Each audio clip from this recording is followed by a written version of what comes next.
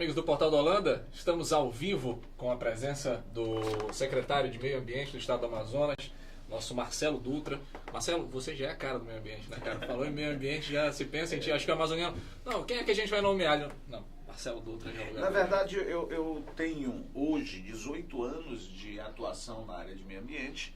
Eu passei 12 anos, 13 quase, no jornalismo, né? Sou radialista, olha aí, rapaz. Por isso fui repórter e hoje estou na área de meio ambiente de forma profissional. Eu sou formado na área, eu tenho especialização na área, eu sou doutor em ciências do ambiente, funcionário efetivo do IBAMA, analista ambiental e à disposição do Estado para essa gestão do governador Amazonino Mendes, tentando fazer o melhor para arrumar a casa. Pois é, e assim, nessa área em específico, nós estamos falando de meio ambiente, e isso é muito plural, isso é gigante, principalmente quando a gente fala, por exemplo, de floresta e a diversidade da floresta. Você tem equipe suficiente para conseguir fazer esse trabalho, cara? Infelizmente, o governo do Estado, ele sempre cortou a questão ambiental logo nas primeiras crises. A gente costuma dizer, na hora de jogar o peso fora para salvar a embarcação, é a primeira caixa que vai para a água, é a do meio ambiente. Nós temos hoje uma secretaria com 60% de redução do que já teve de estrutura. Nós precisamos dar contrapartidas para alguns parceiros, como a ARPA, que nos cede perto de 9 milhões de reais por ano, em 43 unidades de conservação, e nós só temos 18 gestores. E esse arrumar a casa que nós estamos, junto com as determinações do governador Amazonino Mendes, tentando, a todo custo, fazer valer. Meio ambiente é um tema muito transversal. Se você falar em saúde, tem meio ambiente. Se você falar em educação, está lá o comportamento meio ambiente. Se você falar em qualquer coisa, tem o meio ambiente. Você vê, por exemplo, essa lei que estão tentando aprovar do plano de controle da poluição veicular. Só se controla aquilo que se conhece. Nós precisamos ter uma base de emissões veiculares para saber para onde nós queremos ir, o que é que nós queremos controlar, que poluição nós estamos falando. Então tudo é meio ambiente e sustentabilidade é o caminho.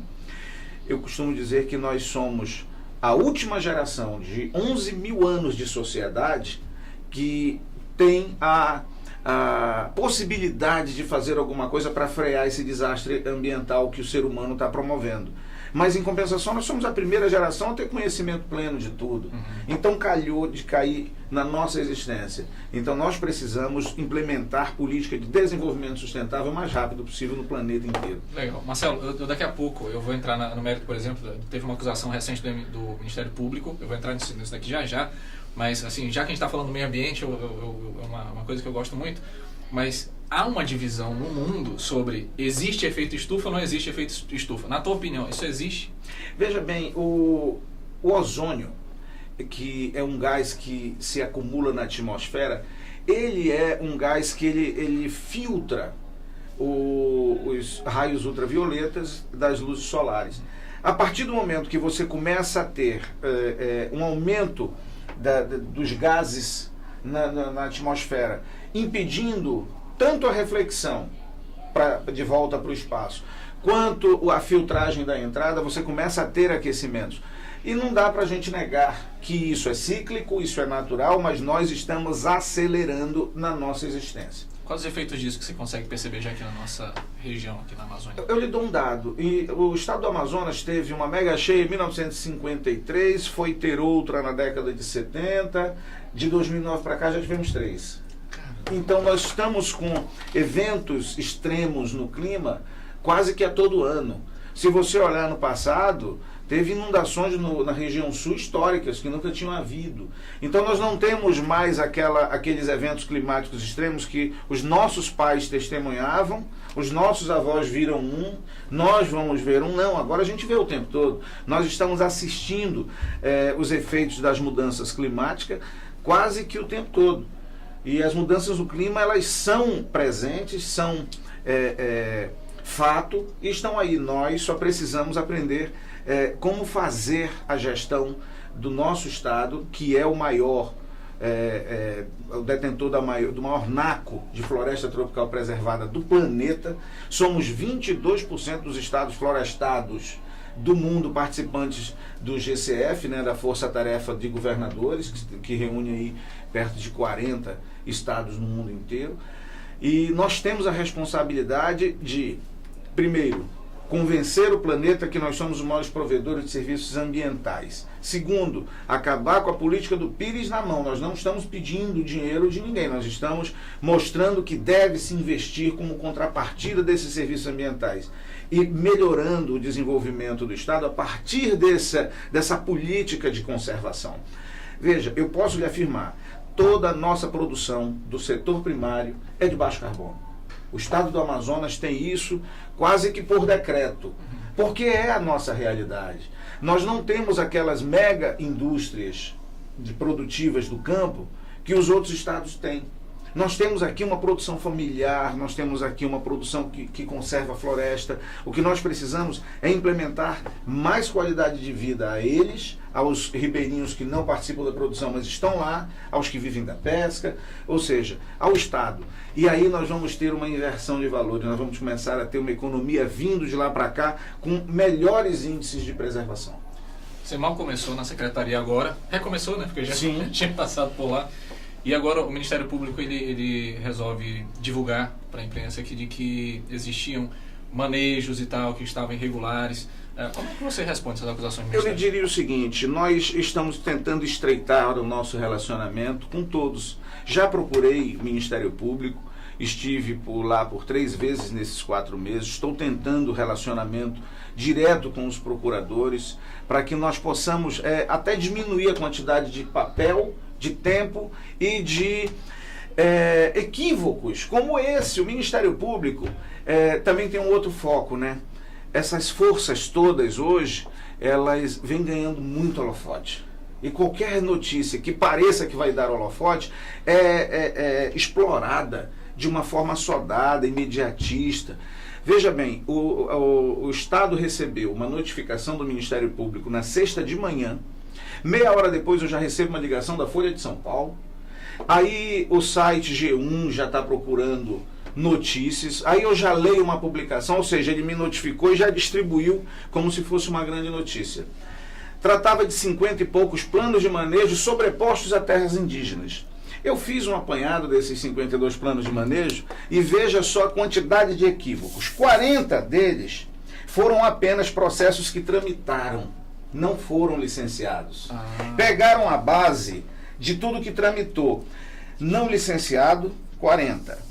Dos outros que sobraram, foram processos que pediram licenciamento anos antes das terras indígenas serem homologadas.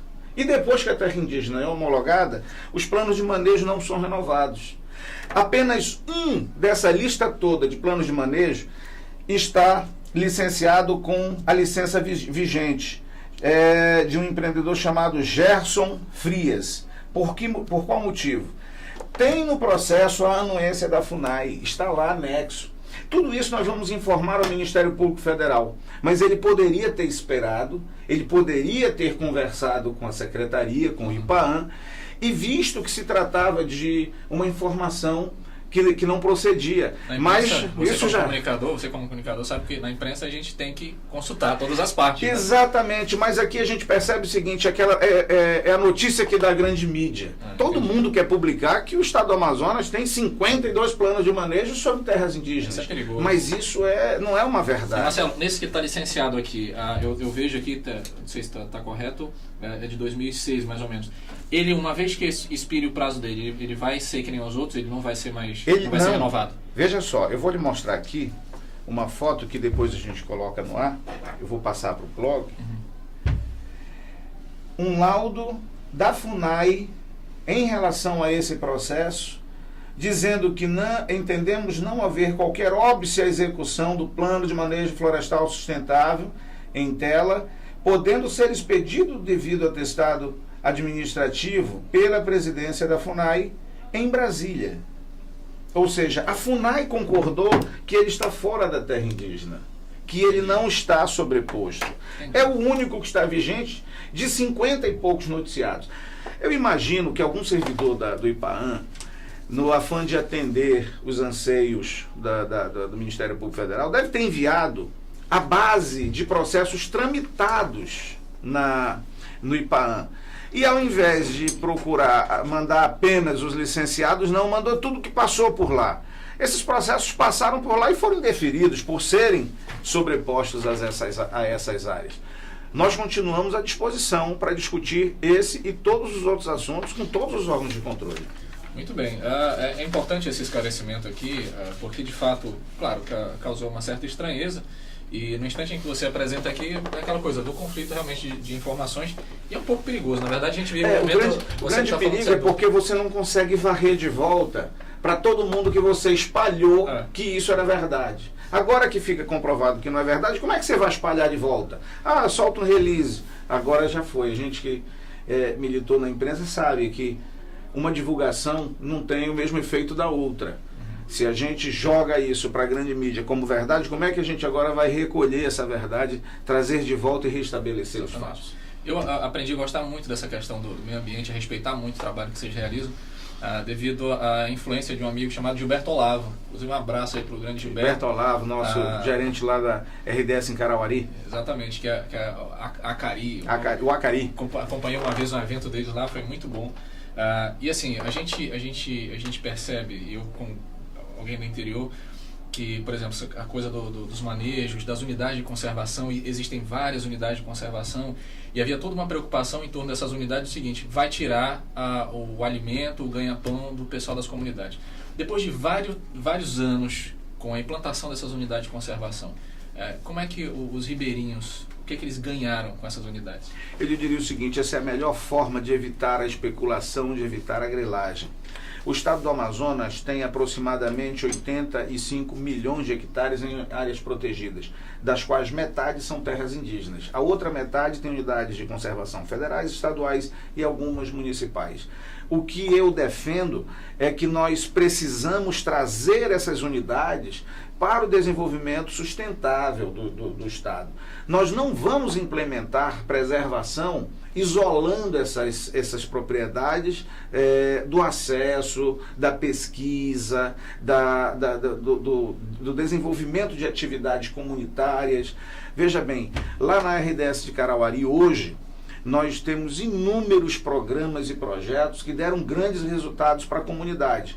Quando você faz uma unidade de conservação como essa, as pessoas que estão morando na unidade, elas começam a participar com muito mais domínio sobre os bens e serviços ambientais, com uma responsabilidade, porque você traz a cultura da sustentabilidade. Veja um exemplo grande.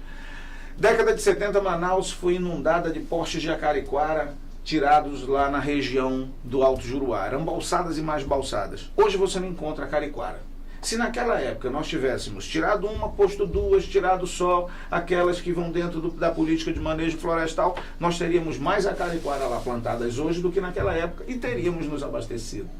A cultura de tirar tudo, ela não serve mais. Nós precisamos saber como nós vamos nos apropriar dos juros que essa poupança chamada meio ambiente nos dá. Isso é sustentabilidade, é saber qual é a capacidade de suporte que a natureza tem, que a floresta tem, que as cadeias produtivas podem se abastecer sem comprometer as futuras gerações no acesso a esses bens. Eu te fiz uma pergunta no início, por exemplo, se tu tinha equipe suficiente para segurar toda essa onda. E são várias reservas. E para fiscalizar, bom, gente, uma praia ela é gigantesca, é um negócio grande, muito grande. Como é que faz para fiscalizar? Tem gente suficiente para isso? Na verdade, a gente hoje atua muito em parceria. O IPAAN tem 120 pessoas atuando no licenciamento, tem algumas na atividade meio e tem um outro tanto na fiscalização. Esse é o braço da execução das políticas públicas. A Secretaria de Estado do Meio Ambiente tem aproximadamente 28 pessoas envolvidas com unidades de conservação. Você me pergunta quantas nós precisamos. Se nós colocarmos 3 pessoas em cada unidade de conservação, nós estaremos falando de 129 pessoas. E nós precisamos de muito mais. Mas nós contamos hoje com bombeiros como parceiros, com batalhão ambiental como parceiros, o próprio IBAMA, Instituto Chico Mendes, algumas organizações não governamentais que atuam como parceiros. O que nós hoje fazemos nessas unidades é dar a dominialidade local. Nós estamos buscando, inclusive agora, construir um grande projeto de requalificação de vida das pessoas, com um programa de moradia, com um programa de produção sustentável, com um programa de concessão florestal, que isso é outra política fantástica que nós precisamos implementar no estado do Amazonas. Você falou sobre sustentabilidade e assim, eu vejo um grande potencial no Amazonas nessa área de pesca, mas é possível você explorar, por exemplo, a pesca sendo sustentável? Sim. A pesca no Amazonas hoje é feita como há 100 anos atrás. Em 1918, os barcos dependiam da distância para chegar com peixe porque não tinha o gelo. Conforme o gelo foi popularizando, nós começamos a ir mais longe e dever mais, ficar mais dependente do gelo. E de lá para cá, o que avançou? O que nós fizemos? O que nós implementamos de política pública? Nós não temos uma cadeia de produção dominada, nós não temos pesquisas suficientes para regular os nossos estoques pesqueiros, nós temos modalidade de pesca que nós abrimos mão, nós éramos os maiores exportadores de peixes ornamentais. Perdemos para outros estados que hoje recriam nossos peixes. Nós temos aí o Rio Negro como um grande celeiro de peixes ornamentais, com a possibilidade de voltar a dominar o cenário nacional. Nós temos o maior potencial do planeta para construir um grande polo de pesca esportiva, mas nós estamos uns de costas para os outros. Nós não praticamos a transversalidade, o que o governador Amazonino Mendes definiu como prioritário. E na política de pesca esportiva isso já está em andamento. SEMA, IPAAN, Amazonas Tour, SEGEL, Secretaria de Segurança, todos estamos atuando para construir um grande portal onde o planeta, num único endereço, encontre todos os operadores, todos os barcos que vão ser alugados, todas as licenças de pescas, todos os locais, as legislações, a licença, o receptivo, os restaurantes. Nós queremos juntar todos os que operam a pesca esportiva num único lugar. E melhor ainda, envolvendo os acordos de pesca, as comunidades. O Amazonas tem hoje 22 acordos de pesca homologados, 10 em homologação. O IBAMA tem mais 40. Cada acordo de pesca desse é um potencial de lagos, de rios, de pessoas envolvidas, de pessoas que vão trabalhar, que vão fornecer, que vão produzir, que não vão depredar o tucunaré, que é o principal ator, que vão se transformar em criadores de tucunaré no momento que se sentirem incluídos em políticas públicas, que lhes agregue qualidade de vida, que lhes divida o bolo. Tudo isso agora nós estamos construindo como política de Estado, chefiados pelo governador amazonino, que tem experiência de pesca, é um caboclo de Erunepé, nascido na margem do rio Iú, e que acumula aí 70 e poucos anos de muita experiência de Estado, também como pescador, além de governante. Muito bem. Eu já passei do tempo, eu tinha marcado com ele uns 15 minutos aqui mais ou menos, mas é uma infinidade de assuntos, né? O que não falta aqui são assuntos para a gente tratar nessa área específica. Eu só queria responder a tua primeira pergunta, quando você pergunta se a gente tem gente suficiente. Não temos gente suficiente. O IPAAN que nós encontramos é um IPAAN defasado mais de 15 anos, é um IPAAN que atuava como atuava em 1995, mesmo sistema, mas é um IPAAN que sofreu muito nos últimos 15 anos o ódio da sociedade como um órgão lento, um órgão corrupto, todos os tipos de adjetivos ruins davam ao IPAAN. Isso fazia com que o governo também não gostasse do IPAAN, porque ele não me dá popularidade, ele não me dá voto. Resultado, nós temos um salário baixo, nós temos uma equipe que não recebia o ticket de alimentação, nós temos o mais atrasado plano de cargos e salários. Hoje o IPAAN é altamente produtivo, hoje o IPAAN mostrou que as pessoas que estão lá, na verdade, são grandes heróis e heroínas. A Secretaria de Meio Ambiente também são pessoas que estão dando tudo de si, com a mesma estrutura. Nós apenas estamos implementando sistemas e estão conseguindo reduzir de 3 anos para menos de 60 dias os processos de licenciamento. E como é que você vai conseguir fazer isso? Porque é muito papel, muita burocracia. Qual é a estratégia para diminuir de 3 anos para 100 e poucos dias? Primeiro, desatrelar a parte chata, enjoada que deram ao IPAAN ao longo desses 23 anos. O IPAAN virou um órgão de correição. O IFAM tem 2 analistas de campo. E ele não vai fazer análise do processo naquilo que ele tem poder de polícia, fica o IPAAM proibido de dar a licença. Tem dúvida na autenticidade de um documento, fica o IPAAM impedido de dar licença. A Capitania dos Portos não deu um nada a opor a um porto, fica o IPAAM impedido de dar licença. Nós estamos agora atuando naquilo que a legislação determina. A licença é ambiental. Nós não vamos mais dar licenças fundiárias, nós não vamos mais dar licença de patrimônio, nós não vamos mais dar licença de projeto estrutural, isso é do CREA, isso é do bombeiro, é cada qual no seu quadrado.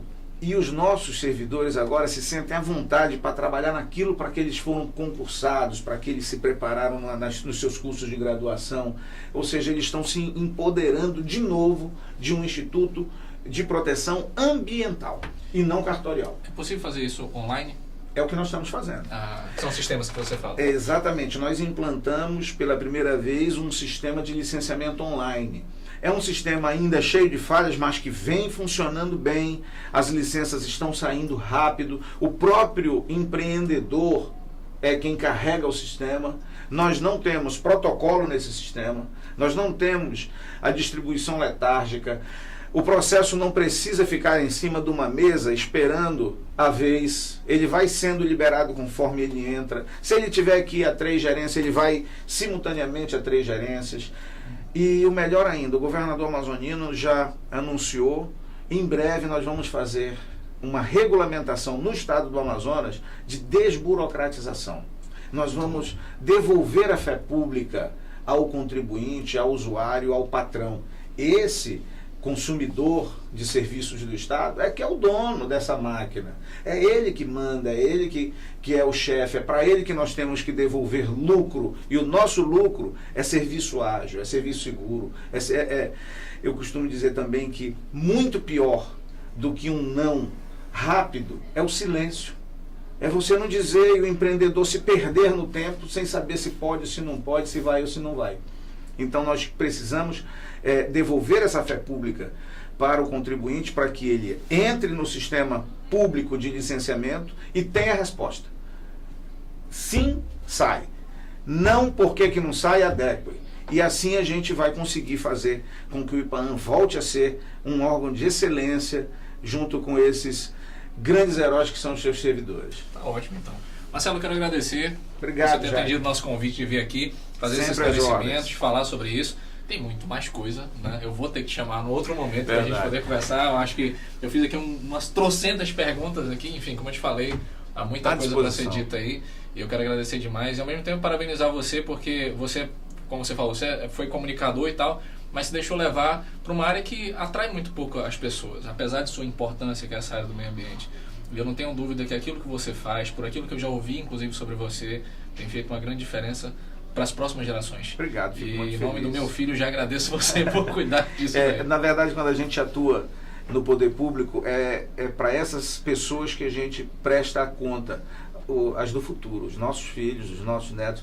Nossos atos serão cobrados muito mais lá na frente do que nos órgãos de controle. Os órgãos de controle têm a responsabilidade agora momentânea, mas é com essa geração futura que a gente tem que apresentar resultados rápidos, resultados precisos. Tá, beleza, então. Obrigado mais uma vez, querido. Para você que nos acompanhou, muito obrigado pela sua audiência, obrigado por sua participação. Compartilhe para que mais pessoas fiquem por dentro aí da atuação da Secretaria de Meio Ambiente do nosso estado. Falou? E para você que sempre nos acompanha, obrigado, um forte abraço. E amanhã tem mais, viu? Espero você aqui a partir das 10h30. Tchau!